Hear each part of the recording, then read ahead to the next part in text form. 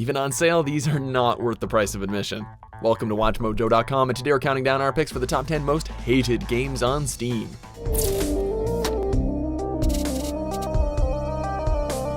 For more gaming videos, check out our new spin-off channel, Mojo Plays, for in-depth reviews, thoughtful video essays, detailed character origins, and insightful commentary. Mojo Plays, games smarter. For this list, we're looking at the most infamously downvoted titles to grace Steam's store page. Whether it's because the game was broken, poorly designed, or had some shady behavior coming from the developers. Number 10, Dynasty Warriors 9.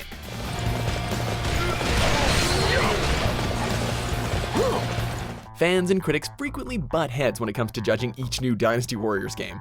Critics take issue with the repetitive combat of the series, while fans seem to really enjoy it. However, this was the game that both parties could agree was simply the worst. Dynasty Warriors 9 attempted to integrate an open-world design, but seemingly forgot to make the game fun. The world felt empty, and the game was littered with bugs and glitches. Even the bad voice acting couldn't redeem the game, coming off as less campy and more trying too hard to be bad. You still think we're lying? Why not ask the soldiers on the front line? Number 9, SpaceBased DF9. Of all the developers out there, we'd never expect Double Fine Productions to make it on a list like this. SpaceBased DF9 was a simulator game that tasked players with maintaining an environment in order to keep inhabitants happy and protected from alien invaders. So, how did a simple game such as this become one of the most hated games on Steam? Well, in addition to stupid AI and a severe lack of polish, Double Fine had taken the game out of early access because of poor sales. After its official launch, Double Fine would cease support of the game and just release the source code for players. Basically, they gave out a broken, buggy game and then just called it quits. Number 8, GASP. You need to meet up with the others before your O2 runs low. Your HUD should be live and tracking the GPS signal on the other members. Well, look, it's a free game. Your goal here is to meet other players before you run out of oxygen or get hit by too many asteroids. If you manage to successfully hold forward for the entire 10-minute journey, then hey, you won the game, and it's over. Despite having a pretty simple goal, it still manages to be a terrible game in its awkwardly placed invisible walls and appalling graphics. It might be a free game, but we still want a refund.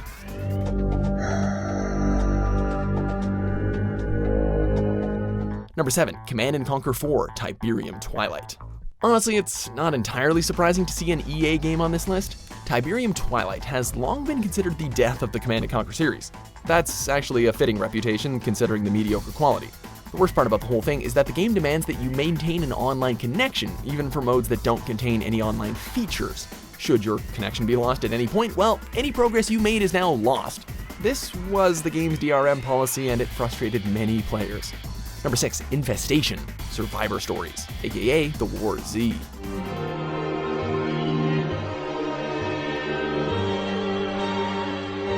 Infestation Survivor Stories, formerly known as The War Z, is practically a complete rip-off of its more successful influence, the Arma 2 mod named DayZ.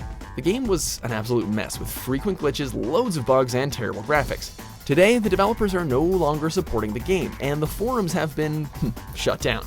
You can't even purchase the damn thing. But if you really want your fix for some reason, you can try Infestation The New Z, which features all of the same bugs as its predecessor and includes a Battle Royale mode because 2018. Number 5, Day 1, Garry's Incident.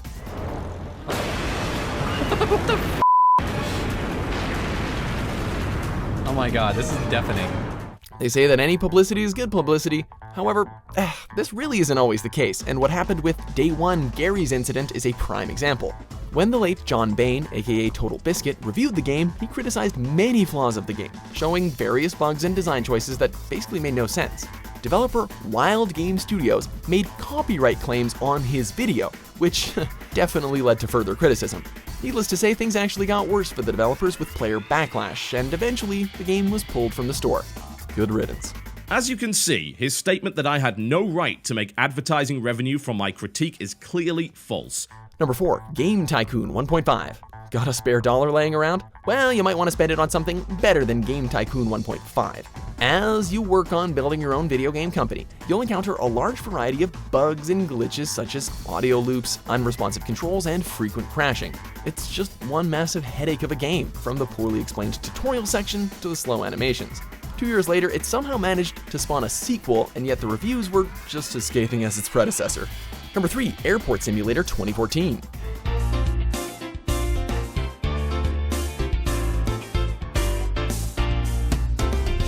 Simulator games are starting to become a dime a dozen on Steam. However, only a small handful are actually worth your time, and Airport Simulator is not one of them.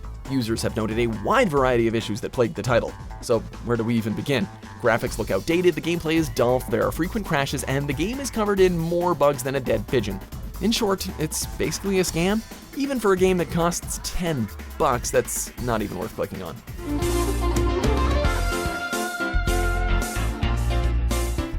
Number 2, Flatout 3, Chaos and Destruction.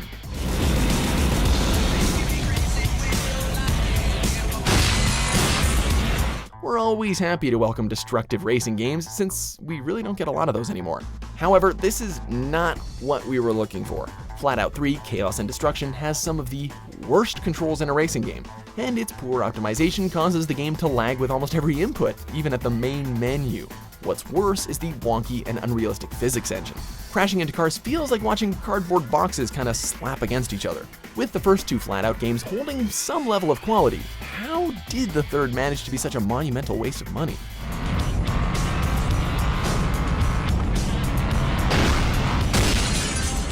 Before we reveal our most hated pick, here are a few dishonorable mentions.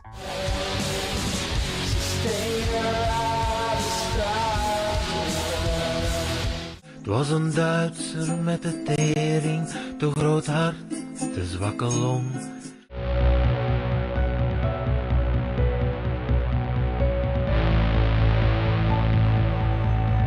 Number 1, The Slaughtering Grounds.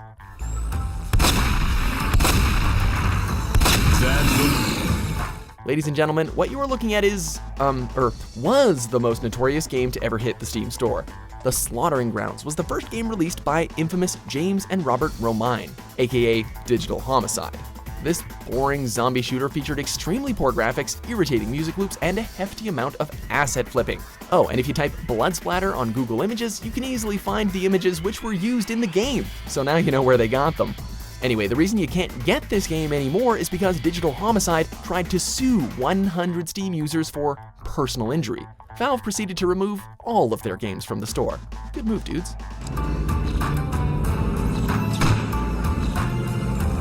Game over. Do you agree with our picks? Check out these other great clips from WatchMojo and subscribe for new videos every day.